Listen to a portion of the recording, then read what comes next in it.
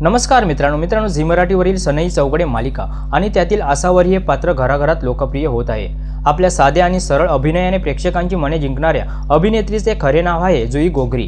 पण तुम्हाला माहित आहे का, जुईचा इथपर्यंतचा प्रवास सोपा नव्हता। आज आपण या व्हिडिओमध्ये जुईच्या खऱ्या आयुष्याची आणि तिच्या संघर्षाची रंजक कहाणी जाणून घेणार आहोत। चला पाहूयात। मित्रांनो, जुईचे पूर्ण नाव जुई पुष्पा प्रफुल्ल गोगरी असे आहे। मुंबईत जन्मलेल्या जुईने आपले शिक्षण मुंबईतील नामांकित पाटकर वर्धे कॉलेजमधून पूर्ण केले।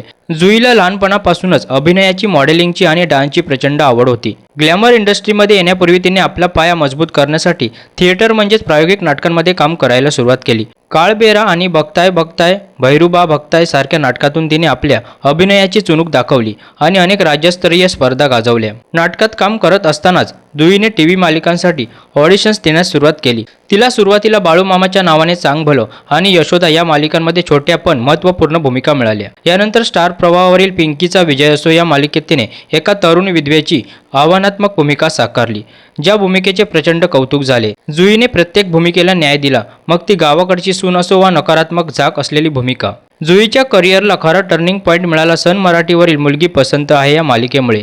यात तिने साकारलेली श्रावणी देसाई प्रेक्षकांच्या मनात घर करून गेली। यानंतर नुकतीच ती झी मराठीवरील सनई चौघडे या लोकप्रिय मालिकेत आसावरी परब या मुख्य भूमिकेत दिसत आहे।